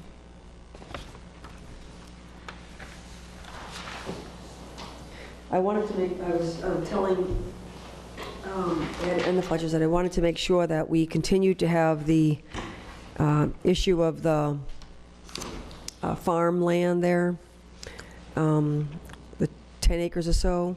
And I did get a correspondence from Lindsay Sabadosa.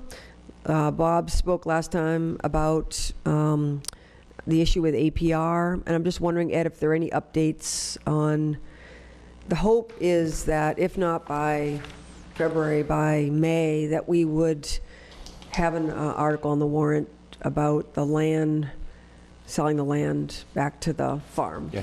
Haven't heard anything yet, but I'm hoping to before the end of this week, so I should have something for the next meeting. Okay, can we put that on the agenda too, so it's Sure. there? Did you want to say anything about it at all, or? You'd have to go up there. Just that we were notified that Cheryl there... Fletcher? Cheryl Fletcher, Gun Road, that we were notified that there was a conference call with Town Council and APR Council, and we received an email on Friday and again yesterday that there was a conference call. So our hope was that there was some sort of an update on the conference call. That's all you heard? There was a conference call? No, Ashley Randall, the deputy commissioner, had reached out. We saw her last Wednesday night at a farm event, and then she had sent us an email on Friday and again yesterday. And she said that she would be in touch with us yesterday afternoon to update us, because it was town council with the APR legal counsel. And unfortunately, she had a death in her family, and so we did not hear from her yesterday. So I was here tonight in the hopes that Mr. Gibson would have heard from town council on what the conference call was. And you haven't? No, I have not. Okay. Okay, thank you. All right, so definitely by next time. Okay, I'm sure we'll hear from her. Yeah, We'll be able okay. to do it. We'll keep it going, Cheryl. I appreciate it. Yep. Okay, so we're not going to do any of the PCFs. No, because PPB did not have a quorum at their last meeting. So they will meet on the 19th, The 19th? I think it is. Yes. So is this going to hold everybody up Thursday. again? Well, it'll have to go to the finance and then back to Yeah. us, so. Okay, I just don't want to disadvantage all these departments. We're meeting the 17th, they're not meeting the 19th, we don't meet again until January. Great. Okay, I mean, if you need to have a special meeting to Yeah. do this, just Yep. let us know. I'll be glad to. yep, me Okay. too. All right, thank you. Okay, so now we have all the licenses and permits, Yes, you do. and there's a lot of them. I know. Were you here for that? Yeah, I wanted to see what was going to happen with it. Yeah, okay, sorry. Just But we'll have a special meeting if it take comes a to. long time here, that's all. Yeah, I know. If I get He's people on. got enough in the last few days. He's Yeah. been busy, so. Okay, Yeah, that's unfortunate. yeah. Internet. John, you may be able to share with Francine the hard copies. Yeah. Okay, so do we just list off the companies? Is there anything else? I need- And if you like, I'll be happy to read them off. be Everything great. everything is in order for these for... Except one. Well, what is listed here, everything is in order. Okay. Order for as far as, the liquor licenses, if they needed tip certifications for the pouring establishments, the liquor liability insurance, the workers' comp insurance, what have you, and all those that are, listed for just common vics, everything's in place, and for the new car and others. So I'll just do it in the basic order that they are here, and for common victular license renewals for 2020, Bashista Orchards, Big Y World Class Market, Cumberland Farms number 0198, Dunkin' Donuts, Rite Aid number 10058, Sheldon's Ice Cream, and Subway. Donuts. Walgreens. And do you want to act on those? So, Or do you want to group everything together with all of them? Why don't we do these separately? That'd be my choice. You want a motion, Ed? Please. I'll make a motion, we accept the licenses, permits of the common victular that you read off. I'll second it. Any discussion? Okay, all in favor? Aye. Aye. Thank you. For alcohol and other, we have Camp John Association, Inc., alcohol, common victular, entertainment, co-op, and other entertainment. For Paisano's Restaurant and Pub, alcohol, common victular, entertainment, co-op, and other entertainment. For the Southampton Country Club, we have alcohol, common victular, and entertainment. For the Tin Can Alley Lounge and Bowling Alley, we have alcohol, common victular, entertainment, co-op, other entertainment, 2 of them. One for the lounge, one for the bowling alley. This is all, For Westlake Gourmet, we have alcohol and common victular. For the Hamill Family Farm LLC, Glendale Ridge Vineyard, we have a wine pouring permit, common victular, and entertainment license.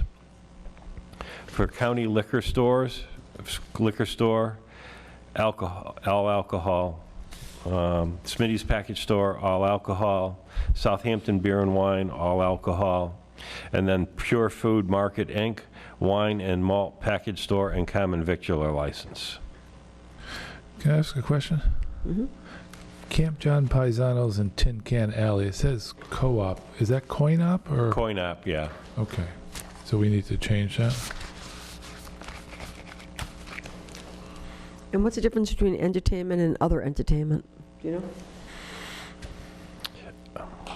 If my memory is correct, I believe it goes back to a pool table. Actually, I'm just looking at it now. It looks like, karaoke, television, jukebox. So I think they check off all that apply. All of those. Yeah, under- okay. Yeah. So I'll make a motion with the minor changes we made to accept the alcohol and other as read. Is there a second? I'll second it. You're going to second it? Yes. Is there further discussion?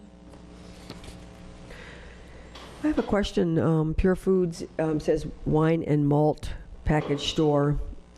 Does Big Y sell wine? Not at this No. establishment, no. Other questions? And then, or- no, Go ahead. go ahead. And then I just wanted to remind the board that, this year, because of the closing of the establishment, we do not have the renewal for JP Steakhouse.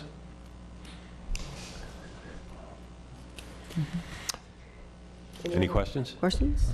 No, I would just say, this is my first time seeing it, so I'm just impressed with the amount of documentation that they have to provide here in terms of their insurance and all their other, all their backup documentation here. Yeah, that's fine. And then lastly, under new car and others, Harley Davidson of Did we South. take a No, we vote didn't take a on We that? haven't voted yet. We Oh. had a motion Wanna and vote second. on- Okay. No other comments or questions? All in favor? Aye. Aye. Okay. Lastly, Lastly, under new car and others, Harley Davidson of Southampton, new car license renewal and entertainment license renewal. So motorcycles come under cars, is that how it works? Yes, it does. I found that kind of, Yeah. yeah, it's just strange when I did it for the first time in last year. And it was like, okay, and it was like, okay, well, I guess they don't have any specific new motorcycle license, so it's just new car, new vehicle. Yeah, I'll make a motion, we accept Harley Davidson under new car and others. I'll second it. any discussion? I just have a question. I'm just noticing there's another one here for Harley Davidson under the common victualler, and I don't think we read that, did we? Did they also? I've got one in my packet that says common victualler co-op and entertainment license renewal for Harley Davidson as well.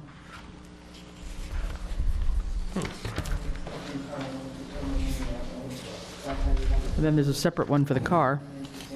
There you go. New car and entertainment, yeah, that's it. But there's one before that. You're saying there's an Common victual. application in here? Yeah. I didn't know that they sold any, they sell food. Harley Davidson right here. Yeah. Here it is, yeah. It's in the packet. It is. It is? Yes. It's not in my originals. Well, it got into the copy, so it has to be there somewhere. Yeah. Maybe when you saw Harley, you just thought our And license. actually, it's not checked, though. Well, it's on the back, sorry, there's a back page of it. Here's what it is. That's weird. It's got- But it's not checked under the Where's the other one? common victualer's license. It's not checked at Yeah. all. But No, it's only This is renewal. entertainment. This is entertainment. Okay. Yeah, entertainment. Here's the, There's entertainment here. That's the entertainment. at Would Harley have to be, Davidson. would have to be checked under here. no, I see. See how it says Let's just common check victualer's for that. license? Okay, It's not- Here's, understood. It Here's just the includes all of Yeah. the possibilities. So it's all on the Sorry. same form. No, yeah, it's all right. They Good just to check all good that to- apply. yeah. Yeah, Yeah. right, right, Yeah, they have chili cook-offs and right. Yeah, no, I knew that. customer appreciation Okay. nights. So it Yes. looks like you just put both of them under one, new car and entertainment here. Yes. Yeah, Yeah. okay. And that was the motion, so I guess we're all set. So motion and second, any further question? No. All in favor? Aye. Aye. Aye. Okay, next we have warrants. Okay, payroll warrant 20-22 for $284,028.37. Payroll deduction warrant 20-22 for $46,250.20. And payment warrant 20-23 for $471,334.26. In fact, there's Any questions on the warrants? filled out. There's no other documents for signature. Do we have to sign all those? Yes, I'm going to have you sign them in between the open session and the executive session. Okay. What does Michelle's sell, the coffee place, don't they? Oh, Oh, yeah. Michael's or McKell's? McKell's? No. Do they have a submitted license? anything? No? No, they don't fall under our licensing. They fall under Board of Health. Oh. Why? Why would Maybe Dunkin' Donuts? Paisano? They serve food and all that? Yeah? Yeah, but they serve food. I'll have to look into that. Yeah, because Dunkin' Donuts is They there. serve sandwiches? They do. They've never had one, so. Yeah, I'd say look definitely into it, serve yeah. Yeah. Definitely look into it. Good Thank you. catch. Good point. Okay, we're up to, anything else to sign? No? We're up to minutes. There are 2 sets of minutes. If you get a chance to look at it, the first one is August 20th.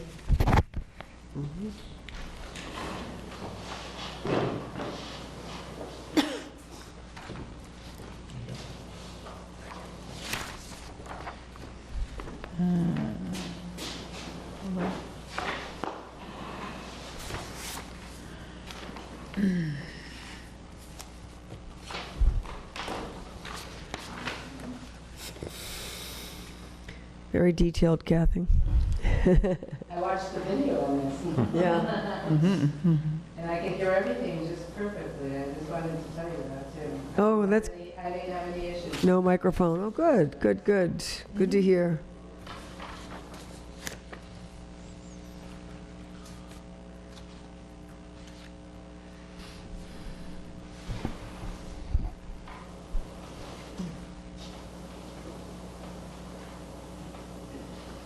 No, it seems totally complete to me, looking at it. I didn't See any issues? Edits or anything like that. So if you like to make a motion? I move to accept the minutes of August 20th. Second that? All those in favor? Aye. Aye. And the next set is November 12th.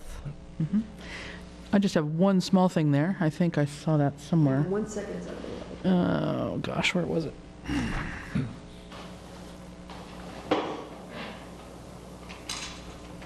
Maybe it was that one.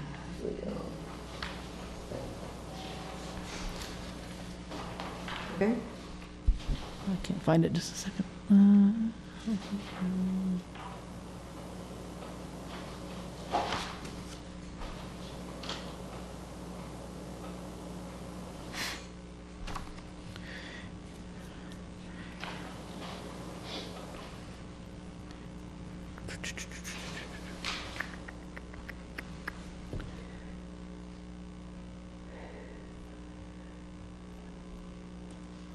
Gosh, I had something there.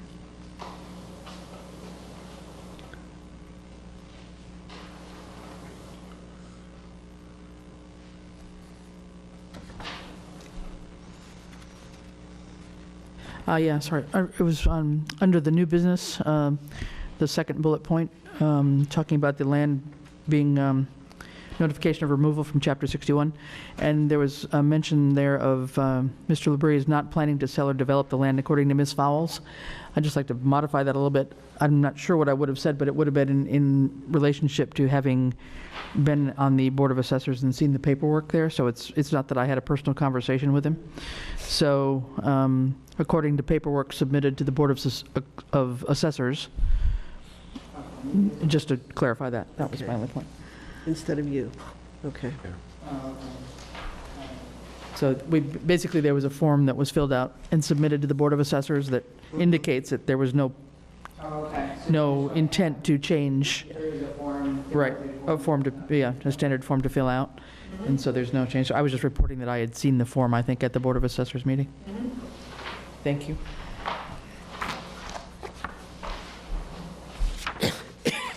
So I'll make a motion, we accept as revised by Chris. I'll second that. All in favor? Aye, Aye. goody. Any questions on any updates on any of the pending items?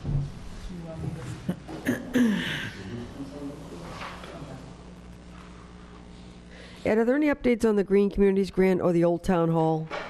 No. Okay. Did we have the second person come and look at the Old Town Hall? Yes, we did. So we're just waiting on them to give us some ideas, or? Yes, correct. Anything else? And did we schedule any kind of a speaker finally on that short-term disability issue that, John, you were talking about? Did we schedule somebody to come in and talk to us? Maybe we should in the new year? Did you ever get a hold of that gentleman I recommended? I've been playing phone tag with him, so I'll try to get him in at one of the January meetings. Okay, yeah, if you can't get him, let me know, I'll call him. That'd be good. Is that somebody that works for the state? No, it was somebody I met through a person who used to work for me. That's what he does as a profession. So I just brought up, I never met him personally, but I think we need to start with somebody. Yeah, I agree. At least start the discussion, anyway. Yeah. There's something that doesn't appear here, and maybe it's come to closure, and for some reason I missed it, but the issue with the charter company's use of space Yeah, the in building. the building, and the letter Part of that Ed that. sent to the company, I'll how follow was that up ever on resolved? It hasn't. never got back. It hasn't come back to the top of my Okay. crazy priority list right now, Okay. but I'll get to it next week. Okay. Thank you. That's on the highway garage That's property. highway yeah. garage, And that's the correct. building that Charter Yes. has that they're not getting back to us about.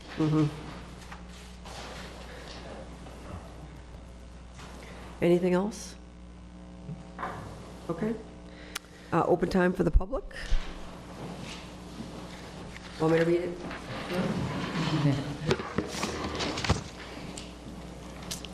Hello, Tammy. Hello, Tammy Walunas, 298 College Highway. A few things.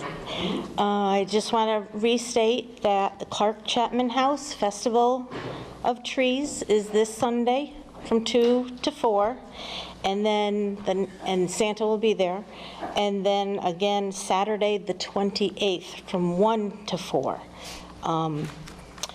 The Historical Society calendars are for sale now. They came out beautiful. They are $15. If you have not already reserved one and want to buy one, message me, okay? So I can get that to you. And then the last question I have was, when you were discussing the land for the safety complex, and talking about having them contact the places again, they did all that in the very beginning at several of the meetings, and people came back saying no, no, no, until recently people had died, and then the people had to sell. My biggest concern with not accepting that land on College Highway is what happens then to the 1 million grant that we had coming, that was supposed to be helping with the design and stuff, and now we're looking at having to purchase land instead of taking land that was given? We did not accept Well, it. you gotta- let's- haven't that land offered wasn't it. given to us. We're waiting for that donation to come. That If the offer land- hasn't, been that offered. offer has not It was been made. mentioned, but we've never received anything official. Never offered. And we don't Alright. have a grant, do we? Pardon? Well, we do have the opportunity to get Yes. funding. To get one, for but we don't public- have Right. one. Right. Yeah. I don't think the funding's tied to that particular parcel, No. Right. if that's I your agree. question. No, No. I'm just wondering, was that tied to this year? And if we're pushing off, we're not going to hear anything back until January 2020. Have we lost it for this year? Ed would have to answer. Well, number one, it's not a grant. Number two, it was part of and I don't think it was a bond bill, but it was one of those types of bills, so there's no guarantee on that funding anywhere. The earmark sits there. It's up to the governor, because there's tons of earmarks to go on each one of those, of whether the governor actually wants to release that at any particular time or not. And I don't think we're giving up on College Highway, at least I would love to have that property, but if nothing's going on, we need to look and see what else is there just in case. We should have a backup plan, a plan B. Yeah. You know, we have gotten, you know, we purchased land behind the fire station. We purchased land adjacent to the town hall. I mean, I just think we have to keep all options open and continue to, you know, explore the possibility of having a public safety complex Okay. wherever. All right, it just sounded like Yeah. they were waiting on the lawyers to talk, and Yeah. nothing has happened. I don't think it has anything to do with the lawyers anymore. No, No? no, I think it has to do with personal myself. Yeah, Is there anything, but she mentions about the earmark. Is there anything we can do? I mean, we just had Lindsay Sabadosa come speak with us. Right now, of course, Humison is going to be the mayor of Westfield. That position's going to be vacant. Is there anything we can do as a select board to continue to push along the idea that we would get funding? I think it's hard to do right now because we don't have any property for Yeah, it. okay. So it's kind of, to me, it would seem, you know, Yeah, difficult to say, Yeah. we release the money, and they say, well, okay, where are you going to build this? Yeah. But, you know, I'm willing to talk to Senator Humison again before he leaves office on that. You're welcome. Yeah, I was just looking on our calendar. His office hours here aren't posted. I was thinking maybe one of us could pop in when his staff was here, but there's nothing scheduled. Although Lindsay's office has been canceled several times, Oh. too, for just not been able to even ask her. Yeah. Okay. Oh, look at that. She comes in just in the nick of time. She's been watching us. She's been watching. Watching it to see, like, we are literally about to, no, come on up, come. I was afraid, but no, I was. No, you are actually, We stalled for you. yeah, I did stall a little bit, but, yeah, we're actually through the regular agenda. We just had open time for the public, and I mentioned, our thanks to you at the very beginning. So it's perfect timing for you to come up and explain what happened, what you've done with the front doors. So I mentioned that the town did approve and CPC funded $10,000 Yes. to repair the front doors, and of course, it's an historical building. I mentioned that you were a member of this historical commission, but also that you're a master woodworker. And so maybe you could let us know what you found and what you did and what your recommendation is. All right. Do I have to state my name first? do. Christina Madsen, Rattle Hill Road. So when the money was allocated from CPA funds, I went to look at the doors, and I found that they were still in rather perfect condition. There was no rot to be found, and my opinion was that they just needed weatherizing. So I offered to do that, knowing that what you could get today would not be nearly as long-lived as what is there. So I offered to make storm windows, to put a second astragal on, which is on the exterior, and to put sweeps on. And then also, aside from the doors, I have offered to make a storm window for the transom, the leaded transom. I have finished the doors. There are storm windows, the astragal and the sweeps are done. It reports that there's a little noticeable warmth in Oh, I that think alcove. it's more than a little noticeable warmth in the vestibule. Yeah, be- these are the before you- doors across from Ed's before- office? Yeah. Yes, the front doors. Yeah, before, if you went into that little, I'll call it a vestibule area or alcove, and walked out towards the doors, you could feel the the cold, and I really don't feel that anymore. So to me, it's a noticeable difference. And Great. yeah, and not to interrupt, but I did not realize Christina was a master woodworker. Very impressed by what she has done. We had talked early on, and she said, well, do you trust my creative control? And as I learned more about her, I said, yeah, just go with what you feel looks right. I'm not going to micromanage this. And I will say that, in my opinion, I love what she's done. Well, Ed, I did wonder after, you were helping me with something. Oh, I know, when I was fitting the molding. So the storm window, there's a molding on the exterior around the glass. So the storm windows that I've built fit over that. They are the reverse mold, so that although the exterior of the storm is flat, the interior is molded to fit right over, and it caps the molding. And there shouldn't be much air exchange there. But Ed was out visiting with me once while I was trying to fit that molding, and he said, oh, I didn't know you were furniture making. So Ed, I have to ask, what kind of work did you think I was going to do? You don't want that answer, probably. No, I am always impressed by what furniture makers and master woodworkers can do, and I've been impressed by what you can do, so. Thank you. Well, so anyway, the door is done, those three things. What I have yet to do is the storm window for the transom, but my volunteer hours for this year have expired. I will get to that, but it's separate from the doors. So I need a little breathing time. I need to finish up a few of my own things. That job will be done. So that will be a glass insert that goes in front of the transom. It's a beautiful leaded transom, so we want to, I'm sure, keep that as visible as possible. So anyway, this portion is done, and I thought it was time to be able to ask for the money to be returned to CPA. I think you can trust that the storm for the transom will be done. And if you concur with Ed that it's a sufficient weatherization, it's a sufficient improvement, I would like to ask that those funds be returned to CPA. Yeah, absolutely. Well, thank you very Wonderful much. that you did this, that Yeah, you volunteered and you did it. Thank you.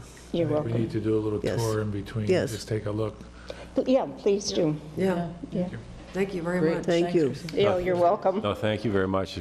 And I think it's made a very noticeable difference, and I think it looks great outside, so thank you. You're And the welcome. nice part is that it preserved the character of the doors. I mean, that was the important thing. Thank And you. I guess Well, it is, and they are in fine condition. That old sugar pine just does not rot.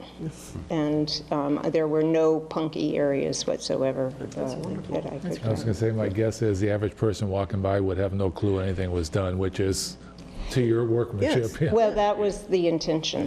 Yeah, Right. yeah, I would, the storm windows look like storm windows. They're removable, so there's a little hardware on them. But I think it's fairly inconspicuous. Thank you. Thanks Appreciate again. it. But you never, since they're not used, you don't see them but from the highway, so it, Yeah. but as Ed said, maybe one day they will be used again, which would be a good thing. Would To welcome people to Town Hall by way of the front doors. Yeah, it'd be Would nice. be a nice thing. Thank you. And I'll tell you a different little story. One of the times when Christina was here and measuring, we got to the point of talking about the transom and trying to measure that.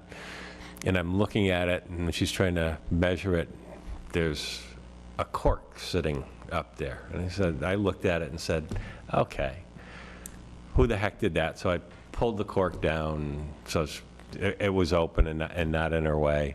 And I put it back in my office. I was smart enough not to just throw it away. And then I looked at it later, and I understand why. It's a cork from a champagne bottle, and it's actually got the date of the grand opening of making it a town hall on it. And I said, so I said, okay, that probably, I should probably find like one of those little square baseball cases or something to put it in to yes. preserve it. But it was like, I just thought, okay, somebody just stuck it up there for no reason. It was like, okay, glad I looked at it. Yeah. Yeah, that, our well, little it couldn't time- just go between the Storm and the Transom. It could stay on that shelf, too. There we go. Yep. Yeah, Whatever. that's cool. Yeah, that's fine. That away.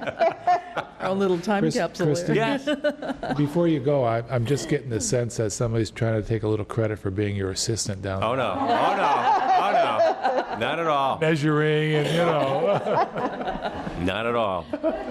Well, it was good that Ed was around because I just needed, while I was doing it, to feel assured that my own judgments were going to be acceptable. So I was And glad. the only thing I'll take credit for is a couple of times when she would have liked to have gotten into the building, like on a Friday when we're usually closed or whatever, and I was there, I could actually let her in. And you did a great job, Ed. And then let her and her sister in, Thank too, you. at one point. Thank you for letting her in and not throwing her.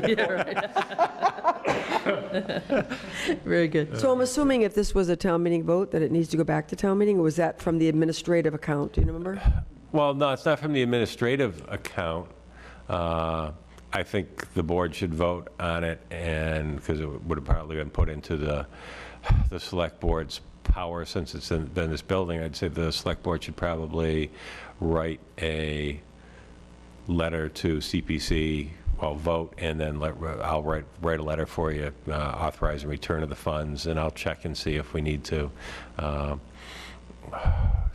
go back and undo that Okay. vote, or if I think the letter's probably sufficient, but I'll double check on that for Remember the the board. last meeting, though, we had to undo a vote because it was sitting out there? Well, Okay. yeah. Little different. Yeah, little different as to a bonding vote, Okay. but like I say, I will double check just to make sure on that, because it's not like you're returning a portion of the funds that you didn't use, you're returning them Yeah. all, so.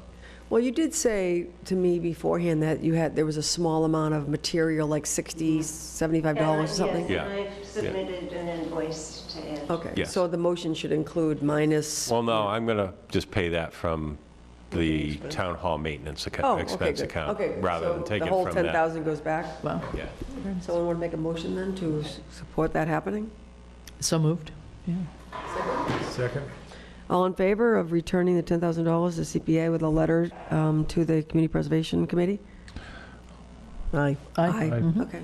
with gratitude to Yeah, thank you very much. Yes. Thank you. Well, that brings us right to the end then. Thank you, Christina, for showing up on time. And so next, we're going to go into executive session. So there are 3 items, Mass General Law, Chapter 30A, Section 21A, Number 3, to discuss strategy with respect to collective bargaining or litigation if an open meeting may have a detrimental effect on the bargaining or litigation position of a public body, and the chair so declares. The police officers, New England Benevolent Police Association, Mass General Law, Chapter 30, Section 21A, Number 3, discuss strategy with respect to collective bargaining or litigation if an open meeting may have a detrimental effect on the bargaining or litigation position of the public body, and the chair so declares. The dispatchers, the New England Benevolent Police Association. And lastly, Mass General Law, Chapter 38, Section 21, Number 3, to discuss strategy with respect to collective bargaining or litigation if an open meeting may have a detrimental effect on the bargaining or litigating position of the public body, and the chair so declares. Local 98, International Union of Operating Engineers, the Highway. Can I have a motion to go into executive session? I move that we go to executive session. Second? Roll call vote. Fowles eye. Tishman, aye. Martin, aye. Groden, aye, and we will not be returning to a regular session. Good night. Just take